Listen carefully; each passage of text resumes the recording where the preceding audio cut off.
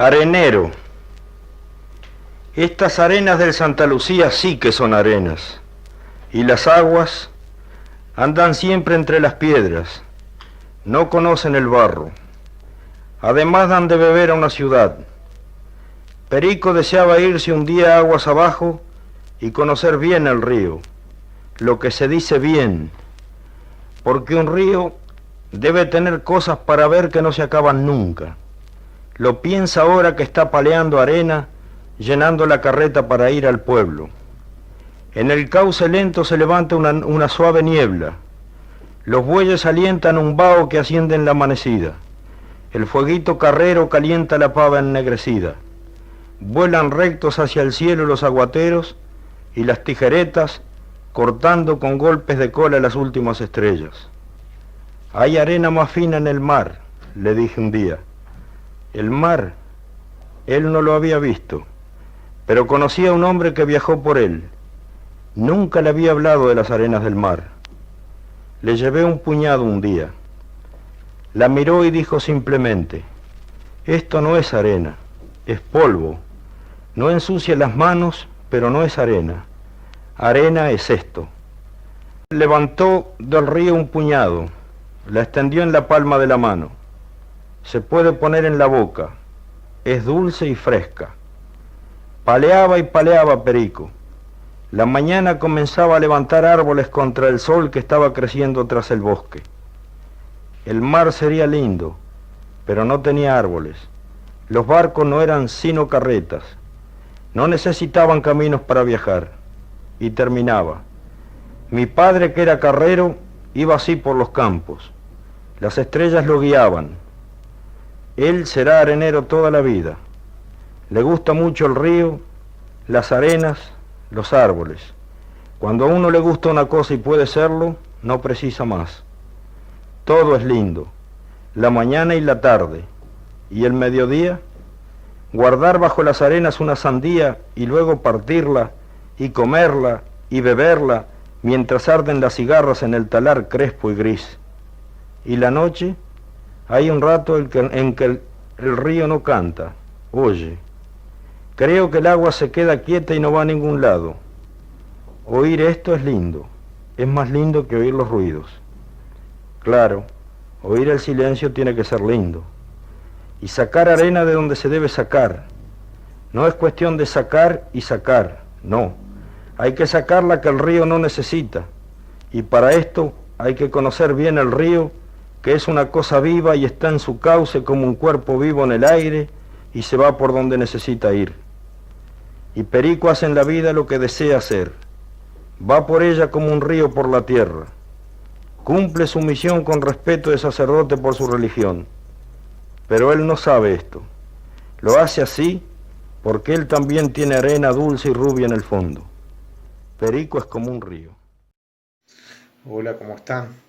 Hoy vamos a conversar sobre un autor que es absolutamente un referente de la literatura uruguaya y sobre todo en una corriente literaria como es el criollismo, que por ahí no estaba tan atendido en algunas épocas por lo que era el canon uruguayo, lo predominante, como dijimos más de una vez, con esa generación del 45 sobre todo, que lleva a la ciudad como el gran símbolo que representa ese paisaje donde conviven los dramas nuevos del siglo XX.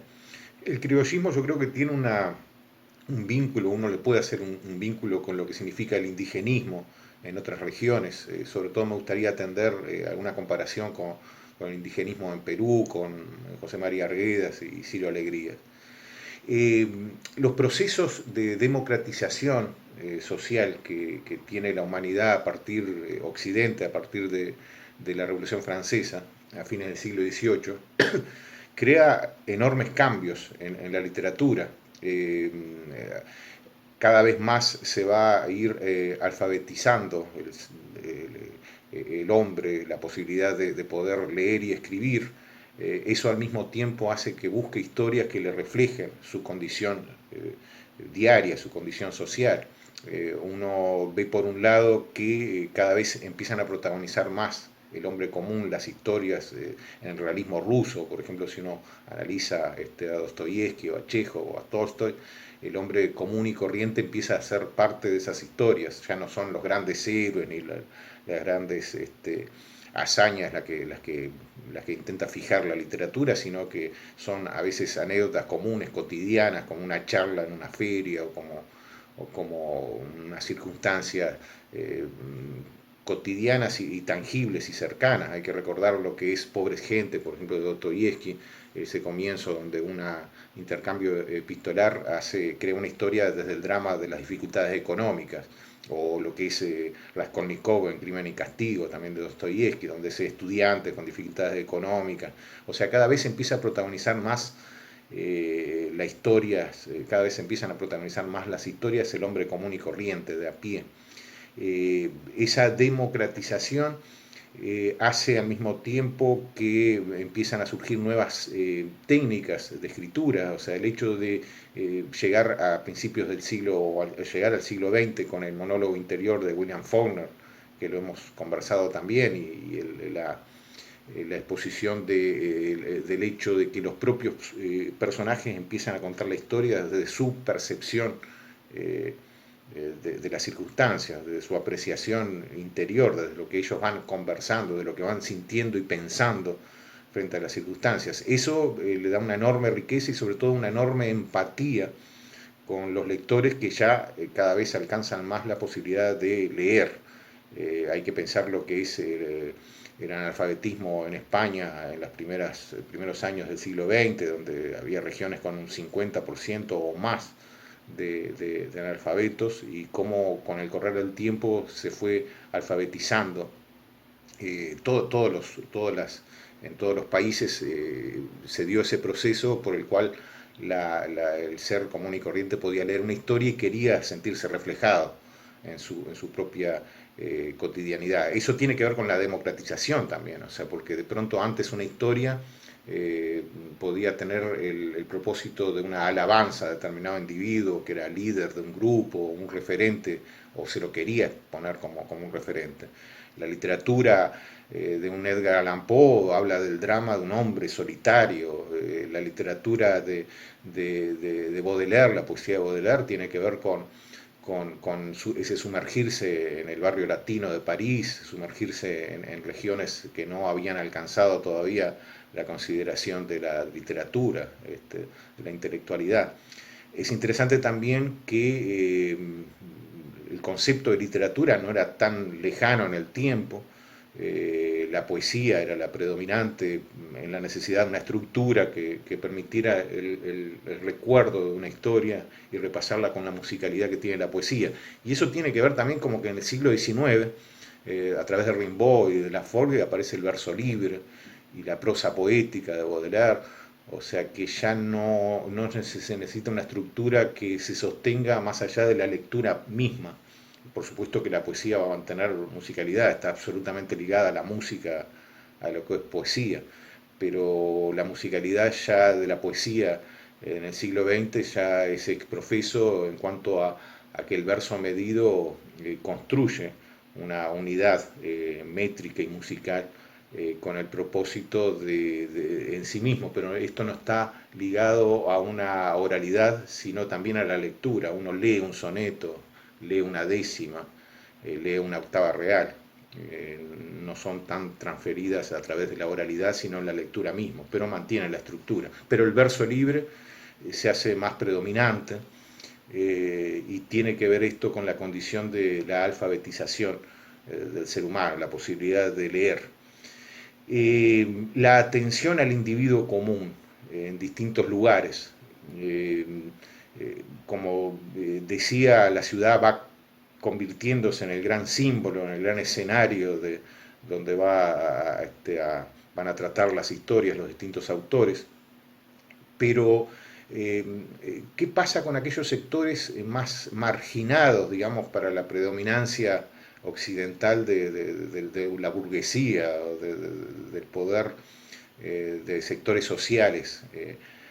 Esos sectores más marginados, como los indígenas, en el caso de estas regiones, el gaucho, primero son atendidos como dentro de una postal, no son atendidos dentro de la consideración de lo que valen ellos individualmente, de lo que valen ellos por las características. No hay una atención detenida en el pensamiento de un indígena, sino que conformaban más parte, ser parte de un paisaje de postal, una especie de imposición de algo con mucho de artificial. El indigenismo en Perú, sobre todo a través de Ciro Alegría y de José María Arguedas, no, José María Arguedas se enojaba si se hablaba del Inca como una maravilla, porque son sociedades absolutamente fracturadas, son sociedades traumatizadas por la colonia, y por lo tanto José María Arguedas o Ciro Alegrías atienden el drama de la situación actual, la situación que queda después de esa fractura a través de la colonia. Son sociedades traumatizadas que es imposible, es como un jarrón quebrado, no se puede exponer el jarrón entero, hay que ser consciente de que lo que se expone son los fragmentos de un jarrón. Eso hace que la atención a esos sectores tenga que ver con la atención de la condición social en la que viven, y eso cambia totalmente, ya no es un paisaje de postal, sino entender lo que está sintiendo el campesino, lo que está sintiendo el indígena, lo que está sintiendo el gaucho en estas latitudes, ese ser que forma parte de una organización al costado, marginal a lo que significa la centralidad del poder social, burgués.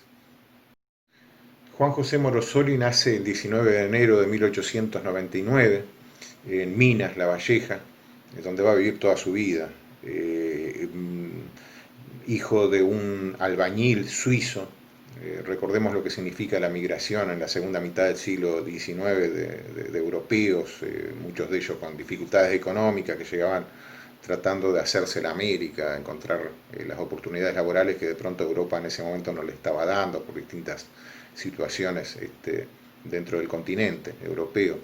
El padre, casualmente, para hacer un trabajo en una azotea en Minas, viaja desde Montevideo a Minas, donde conoce a la madre de Juan José Morosoli y van a ser el futuro escritor. Pero pensemos en las coordenadas también, en todas las coordenadas que se dan en esta situación, porque no solo el nacimiento de Juan José Morosoli en el interior, todo lo que él va a tener de contacto con el medio rural, sino el hecho también de ser hijo de un albañil, inmigrante, ese condicionamiento social que incluso le va a limitar sus propias posibilidades de estudio, tiene que ver con una época, con una historia y con estar dentro de una familia tipo de ese Uruguay que se estaba formando con todas ese flujo migratorio. Juan José Morosoli entonces nace en 1899.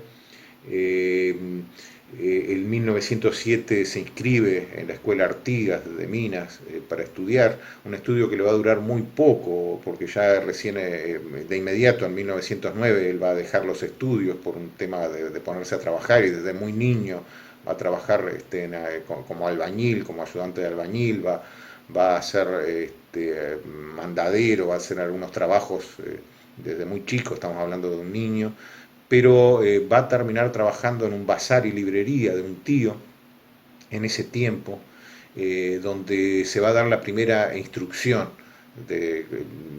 a través de su lectura, de forma muy autodidacta, con las lecturas del material que allí estaba. Había un antecedente en el niño Juan José Morosoli, que justo coincide con el año, con 1909, cuando él deja los estudios, cuando deja la escuela, después de haber cursado muy poquito, de que él gana un premio que le hace ir a Montevideo para ver la inauguración del puerto de Montevideo, y es su primera visita al mar, ¿no?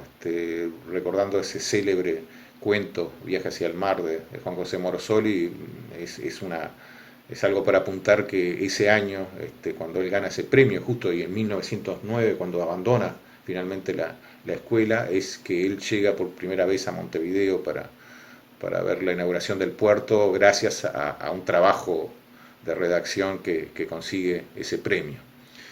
En 1910 entonces es que inicia todos esos trabajos como dependiente de una librería y bazar. Cuando tiene 19 años, este muchacho con esos antecedentes, con sus inquietudes literarias, con esos antecedentes escolares, donde mostró la inclinación a través de una redacción y que recibe el premio, posteriormente su trabajo en el Bazar, donde aparece esa condición autodidacta a través de la lectura, apasionarse por las letras. Ese muchacho se instala en 1919 en un café, instala por su cuenta un café, posteriormente en un local de al lado va a funcionar el Café Suizo, donde a través de él también se van a convocar algunos intelectuales, muchachos de la época que tenían las mismas inclinaciones que él, vocacionales hacia la literatura y hacia el arte en general. Al año siguiente, en 1920, se va a contactar con otros 3 escritores que van a ser importantes en estos años, sobre todo incluso algunos trabajos que los van a tener juntos. Estos son Julio Casas Araujo, Manuel Benavente y Cajaraville, son 3 amigos cercanos que lo van a estimular mucho también en lo que tiene que ver con su creación literaria. Es interesante que en este caso en Minas, en La Valleja, en nuestro interior, se creaban estos círculos mediante los cuales se podían discutir, tratar temas de la literatura, exponer, empezar a escribir, ensayar, mostrar mutuamente los trabajos que iban haciendo.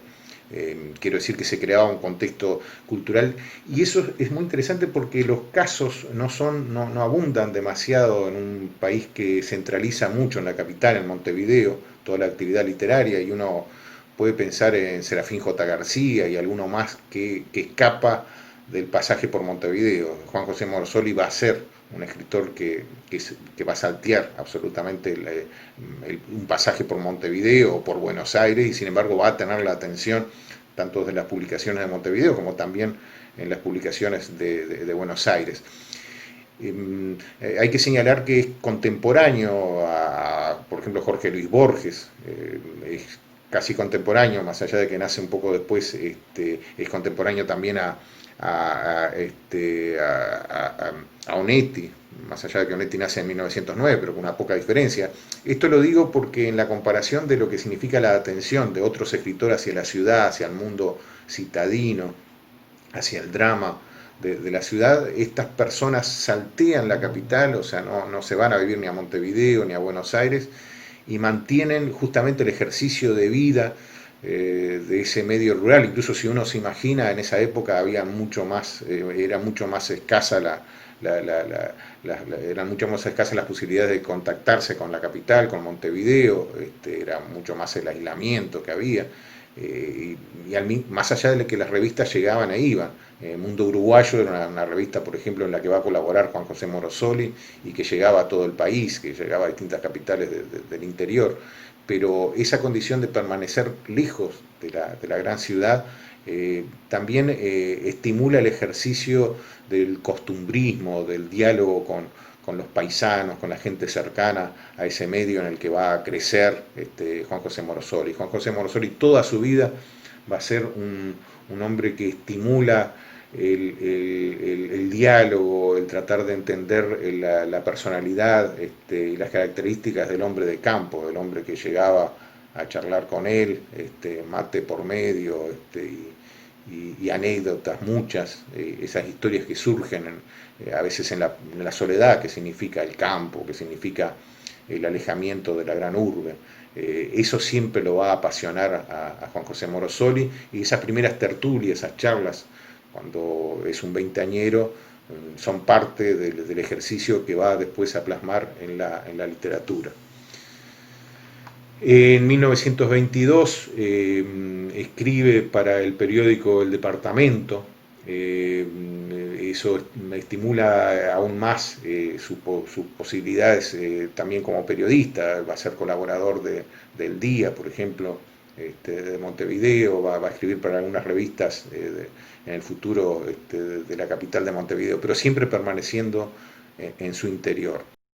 En 1923 Juan José Morosoli va a adquirir una barraca, que es donde va a trabajar y permanecer el resto del tiempo, y donde también va a hacer un centro para las reuniones que venían desde el Café Suizo, donde de vuelta intelectuales van a reunirse. Juan José Morosoli siempre va a estar estimulando esas reuniones, así como las charlas con esos paisanos, con esos clientes que pasan, o con personas que de alguna manera le provocaban un diálogo y la posibilidad de indagar un poco en las personalidades, en las historias, en todo lo que significaba el medio rural de esa época de nuestro interior.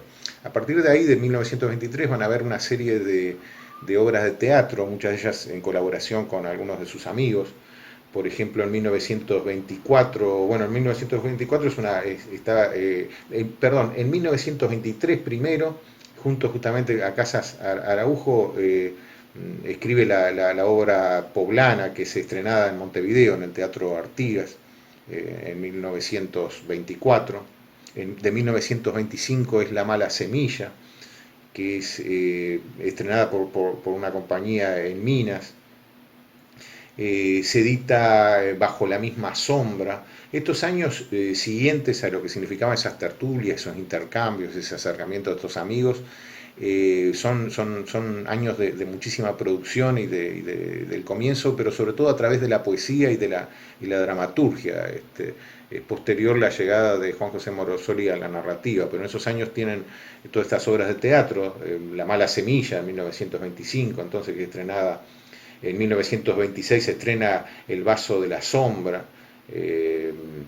En 1927 ahí ya empieza de vuelta a colaborar con cuentos y notas en el Terruño. El sobrenombre que se le había puesto a Juan José Morosoli era Pepe. Ese apodo lo va a utilizar también en sus colaboraciones con el diario El Día. En 1928 publica un libro de poemas, él solo, no está en colaboración, en este caso en la publicación de este libro, en la escritura de este libro, con sus amigos con los que había planificado estas obras de teatro, con los que había escrito dramaturgia. En este caso el libro Los Juegos tiene un ejercicio también de creación y de interpretación sensible del contexto. Y creo yo que la narrativa posterior de Juan José Morosoli va a tener una impronta poética. Es interesante cómo, si uno repasa el siglo XX, se encuentra con un montón de autores que parten de la poesía, y que la poesía va a estar involucrada. Yo creo que el siglo XX involucra mucho a la poesía en su necesidad a veces de sintetizar ideas o de transmitir una emoción. En este caso creo que el ejercicio de la poesía de Juan José Morosoli después uno lo puede constatar en muchas de sus páginas, de cómo trata el paisaje, de cómo trata algunas de las circunstancias en un tono muy poético. Claro que los diálogos van a ser esenciales en toda su narrativa, en sus cuentos, y esos personajes que dialogan entre ellos van creando, como dijimos hoy, las propias circunstancias. En 1929 contrae matrimonio con Luisa Lupi, maestra. Ambos eran amigos desde la infancia. Se habían reencontrado en 1923 y en 1929 se casa, con quien va a tener 2 hijas.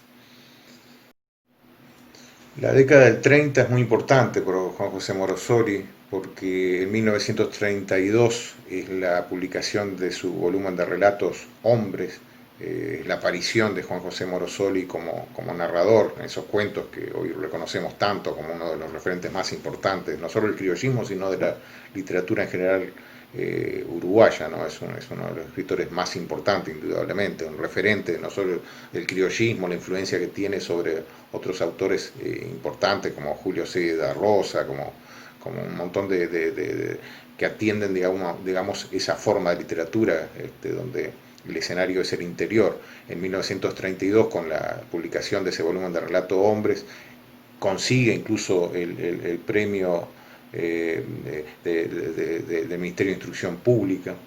Es un momento de aparición de su relato y una gran presencia para los lectores uruguayos. Es la gran aparición de Juan José Morosoli en el contexto ya nacional y en la capital. A partir del año siguiente él va a empezar sus colaboraciones con un suplemento del Día, que va a continuar hasta su muerte. Va a colaborar con ese suplemento por el resto de su vida. De 1936 es el otro libro también que lo impulsa más con su presencia, que es Los albañiles de los Tapes. Eh, Ese mismo año, con la aparición de este libro, que también es muy importante, está el viaje de Juan José Morosoli a Buenos Aires como parte de la comisión que gestiona la repatriación de los restos de Horacio Quiroga. Hay que recordar lo que significa, lo importante que significa la repatriación de los restos de Horacio Quiroga para el Uruguay. En 1944 publica Hombres y Mujeres, que también recibe el premio del Ministerio de Instrucción Pública, y en 1945 la publicación de uno de sus libros también más celebrados, que es El Perico, un libro que muchos de nosotros recordamos, aparte porque algunos de sus textos fueron parte de nuestra escolaridad y esos relatos que entran dentro del ideario uruguayo, esos libros que se colocan en la biblioteca de forma recurrente, en la biblioteca de los uruguayos.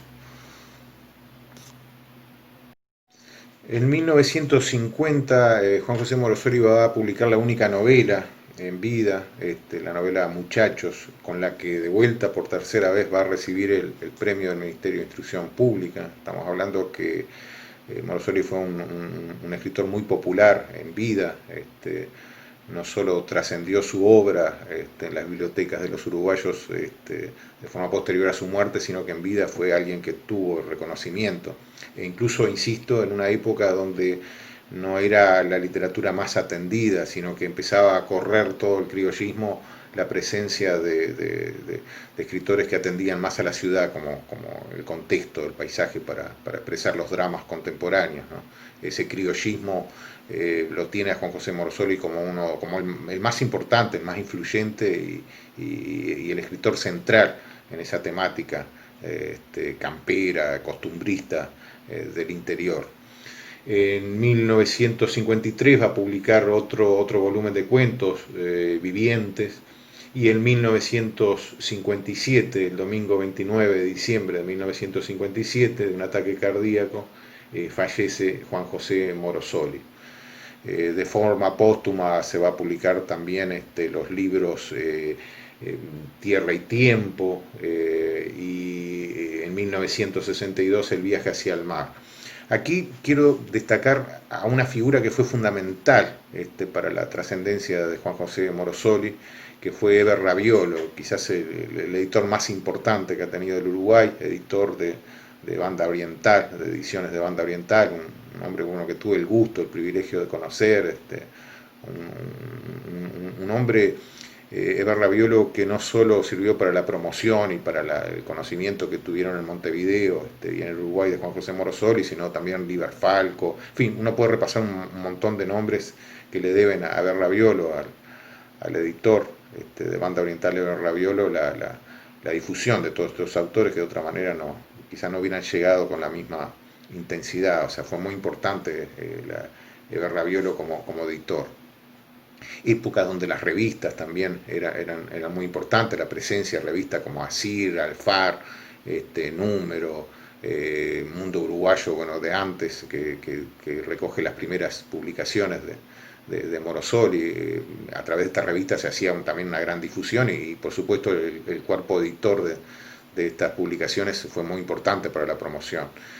Juan José Morosoli deja esa obra que uno la puede valorar desde el punto de vista de género, de criollismo, pero por fuera de cualquier consideración de lo que significa la atención a un género y la incidencia como literatura. Es un enorme escritor, lo importante que es el cuento, el relato, ¿no?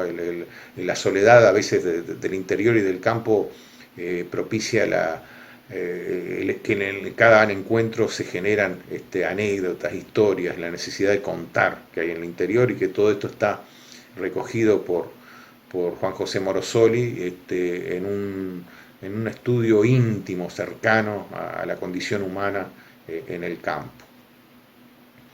Voy a leer de su autoría Relato del Campo, recordando eso que repasamos siempre de que un relato, un cuento no es la anécdota en sí, sino lo que genera esa anécdota, la metáfora que genera esa anécdota, lo que se infiere a través de la psicología de los, eh, de los protagonistas, que son a su vez la expresión de lo que intenta decir el autor también, pero no de forma frontal, ¿no? Yo siempre sostengo que si nosotros vamos a hablar mal de la guerra, y yo les digo es mala la guerra, de inmediato alguien me puede decir, no, gracias a la guerra nos liberamos de la colonia, nos liberamos de los españoles, nos independizamos. O sea, la guerra no se puede decir que es mala en sí. Ahora, si yo les relato, le hago un cuento donde un soldado se desangra en una trinchera, todos decimos qué horrible que es la guerra.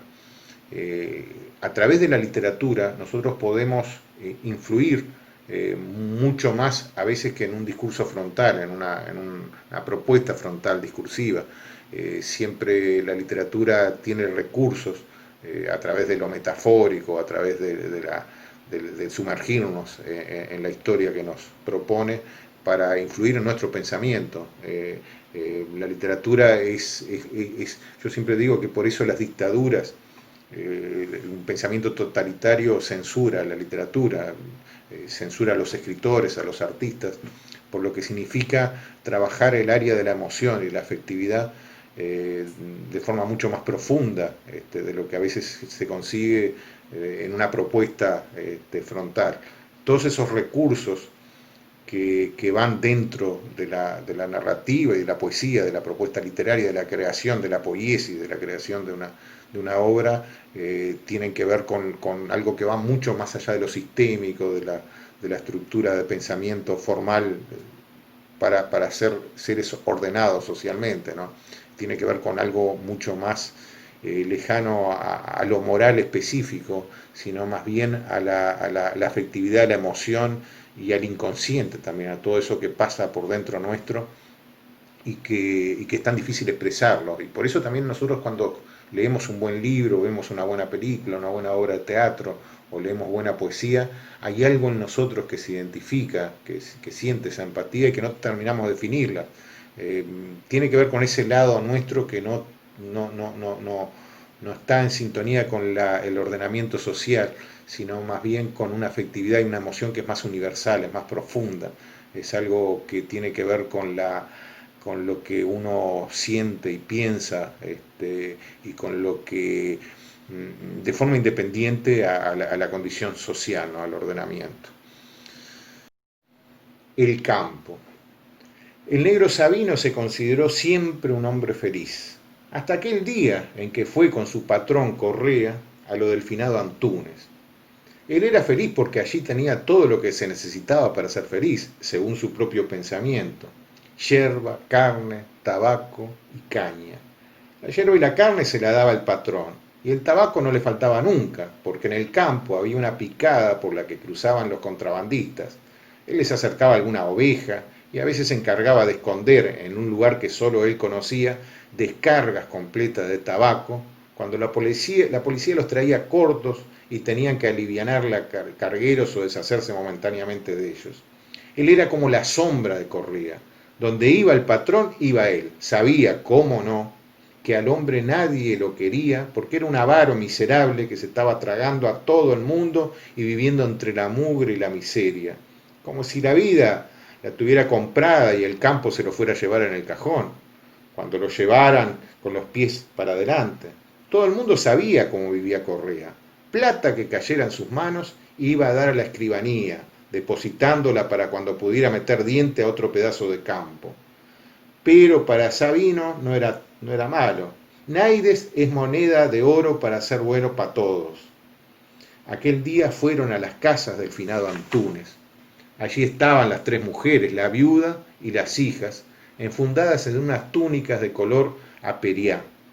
Eran tres mujeres con el rostro sin sangre, sin vientre y sin senos. Tres tablas con ollejo de merino.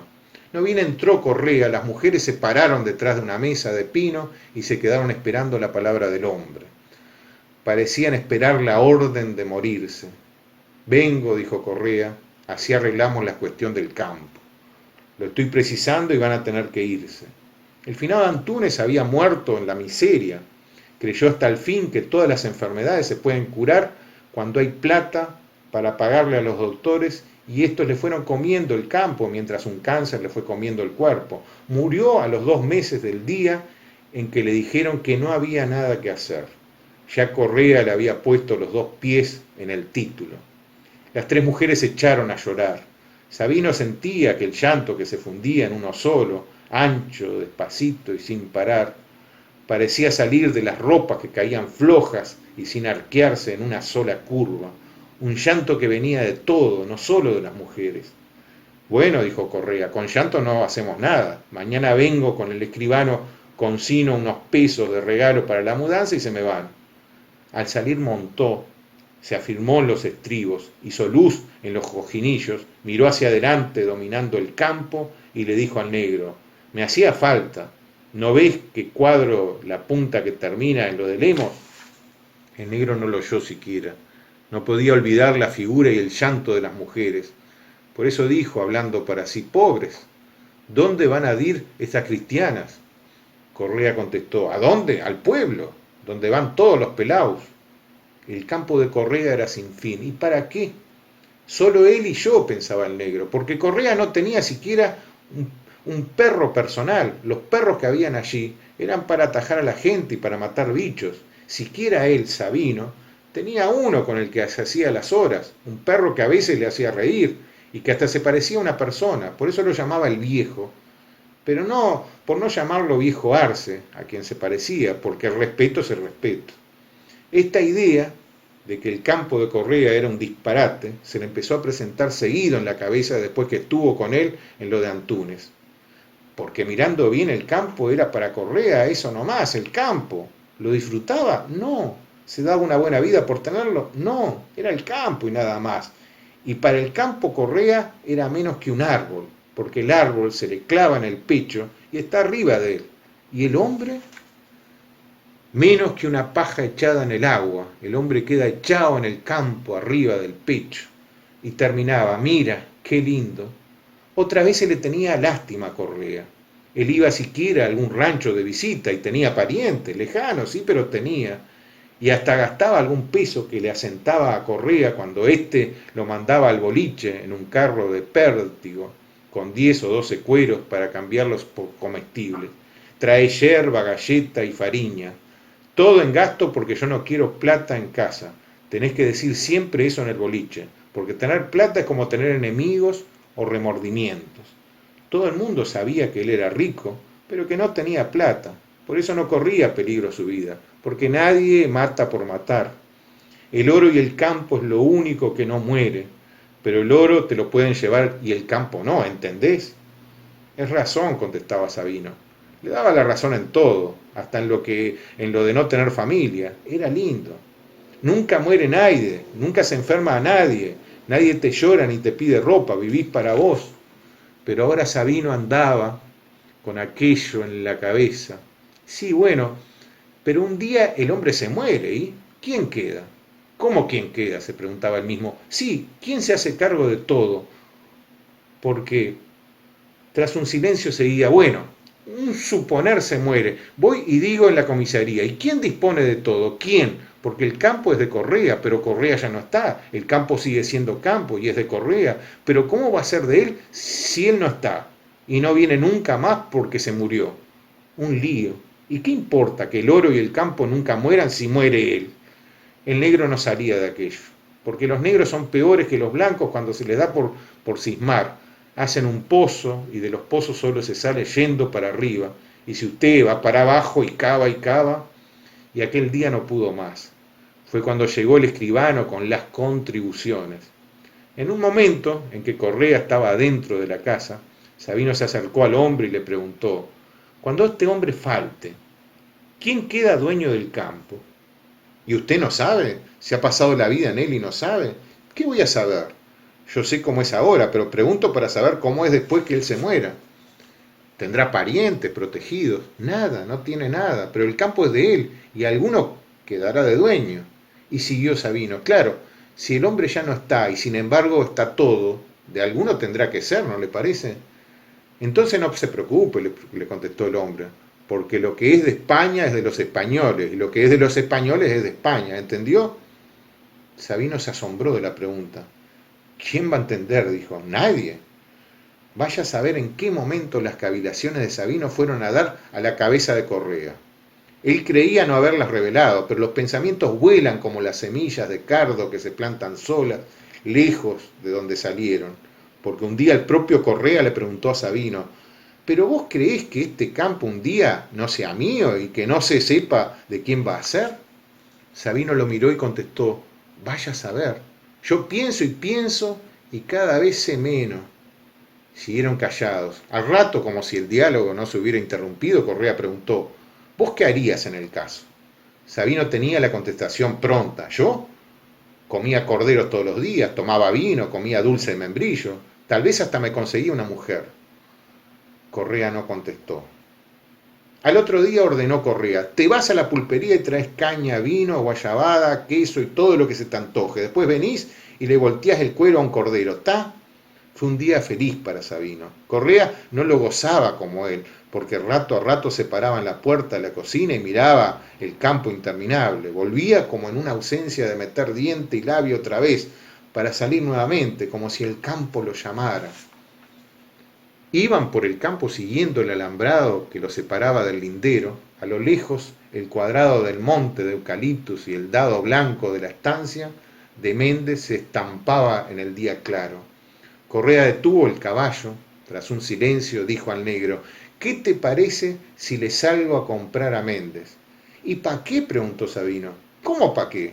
¿Pa' que sea de Correa? ¿Pa' qué va a ser? El negro calló un momento y luego volvió a preguntar: total, ¿cuántas cuadras tiene? Yo qué sé. Pero tener no es disfrutar. Total, ¿total qué? Que todos tenemos que morir. El que tiene y el que no tiene. No somos oro ni campo que no se muere nunca. Correa no contestó. Dieron vuelta, llegaron a las casas y desencillaron. Salía poco Correa. Sentado contra la pared miraba y miraba el campo, en un desesperado diálogo con el silencio. Ya no solo se preguntaba cosas a sí mismo, a veces las preguntas se las hacía al campo, que lo torturaba con su mutismo, con su presencia quieta y desafiante, o era el propio campo que se dirigía a él. ¿Y quién queda por usted, don Correa? ¿No me sale a recorrer? Punteaba el horizonte un animal, otro. Correa levantaba la botella de caña, bebía un trago. Llovía. El campo mostraba su pasto abundante. En las depresiones se formaban lagunas. ¿No querías agua? ¿No querías pasto?, le preguntaba. Se le va a pudrir hasta la raíz, hijo una gran. Tomaba otro trago. No sabe de quién va a ser, ¿eh? ¿No sabés? Ojalá no sea de nadie.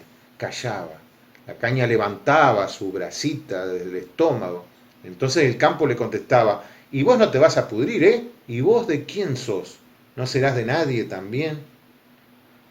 Los atardeceres eran de caña y mate. Se doraba la carne en el asador. Sabino veía al patrón, a pesar de que ahora se trataba como un rey, enflaquecía rápidamente. Además seguía en aquellos silencios que le venían de las cosas y del campo, y se le hacía piedra adentro. Unos silencios que a Sabino le daban miedo despertar, y más miedo aún sufrir, porque eran unos silencios donde se escondía una cosa tremenda. Correa no era sino eso, un hombre con una cosa tremenda adentro, una cosa que vaya a saber lo que era. Correa sorbió otro trago de caña, levantó la cabeza y miró hacia el campo. Se salvaban de la sombra nocturna que avanzaba, el cubo blanco y el borrón negro de la estancia y el monte de Méndez. Está sola, murmuró Correa. A Méndez se le importa un pito, una cascarria del campo y el monte y las casas y la vaca y todo. Cuando vienen a verlos, vienen con 8 o 10 y se vuelve pura comilona y chupandina. Él es oye el carcajerío de lejos. Después se va y vende otro pedazo, y él, Correa, que vivía en él, que le agregaban todos los años un pedazo, lo tenía ahora de castigo, porque el campo le hablaba y le preguntaba cosas, y se le venía hasta la puerta empujándolo hacia las piezas, siempre con lo mismo, que él no tenía a nadie, y que de quién iba a ser él, el propio campo, y que él estaba flaco, y que Sabino estaba relumbroso, de gordo, y que por qué no salía a caballo y cosas así. Últimamente hasta le había preguntado, ¿y cuando te vayas, te vas a quedar aquí o te van a llevar al pueblo donde van los pelaos? Sabino lo veía enflaquecer día a día. La caña tal vez, o las malas noches, o ese fuego que Correa sentía en el estómago y que a Sabino le hacía acordar al de Antúnez, que así había empezado, lo estaba secando. Pero Sabino seguía ida y vuelta al boliche, del que volvía cargado como un turco, con las maletas llenas de las mejores cosas que podía haber para comer en el mundo. Ahora ya no pagaba. Correa se había olvidado de la plata. Era apunte nomás. Apunte a lo largo que a lo ancho le vamos a pagar, decía el negro y se reía feliz, mirando cariñosamente las latas de sardinas y guayabada. Aquel amanecer lo encontró en la puerta, medio desnudo, mirando al campo, enfrentando al sol que punteaba tras la colina lejana. Fue entonces que notó la flacura del patrón.